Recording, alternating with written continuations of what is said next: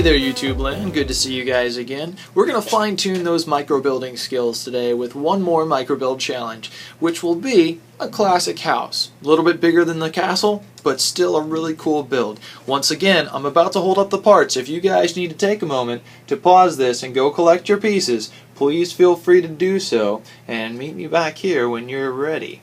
The wonders of the pause button.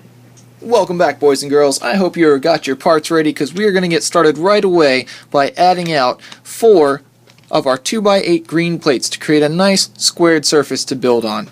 We're then going to follow it up with 2 of our 1x6s in green, 1 on the back wall, and 1 going vertical across a couple of our plates. We're going to then add 3 2x6 green plates, crossing over and locking down as many of our plates together as possible to provide a nice sturdy surface.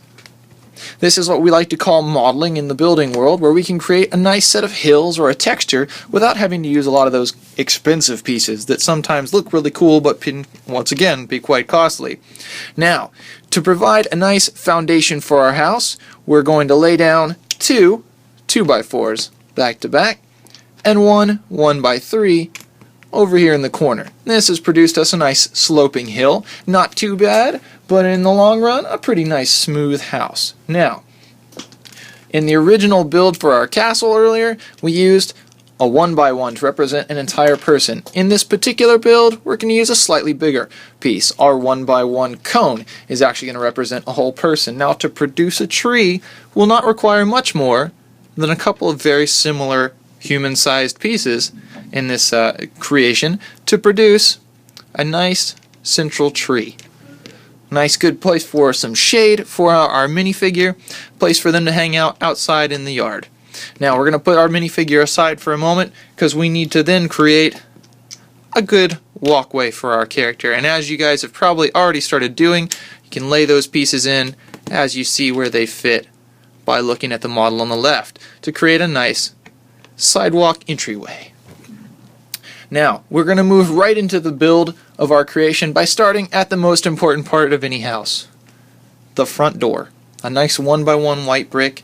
We're then going to follow that up with a tan 1x1 brick and a tan 1x4 brick that's going to go all the way down the back wall to be creating the wall of our house. We're then going to follow that up again with another tan 1x4 brick. Sorry about that. Now, to create our windows, as I'm sure you guys noticed, there are a lot of plates in this model. We're going to create a bunch of sandwiches for this. Now, for every one of your translucent plates, you can go ahead now and make yourself some sandwiches as needed. I'm going to take a moment and make the 3 respective sandwiches for this model. That way I've got them off to the side ready to go, because we're getting ready to use 2 of them now, and the next one won't be but right around the corner. So, our respective sandwiches built, we're going to place one here, and then I'm going to move this tree out of the way for a minute. We're going to place the other one right next to it, creating a nice long wide entryway window. Good place for the living room. I'm sure there's a nice video game system over there somewhere. Now, to move into the next wall, to go up to the 2nd floor, we're going to have to go ahead and produce our 3rd window if we haven't already, and that's going to go right here on the side. Our 3rd and final 1x4 brick is going to go right across the back wall. Our 1x2 tan brick will cross over here. And then, for those of you that might have been wondering or have already figured out, the remaining tan 1x2 plates are going to get hooked together to create 2 smaller sandwiches that are going to create segments both here and here for when we go up to the next layer of our house. Now, final steps will be our brick with knobs on both sides. It's going to go this way facing out, and our 1x1 tan brick going right here.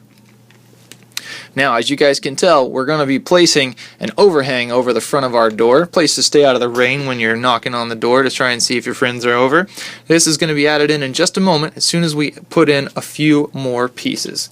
Now, I'd like to take a moment to tell you guys that obviously there is on the back side of our model a wonderful little chimney that we have not gone ahead and added yet.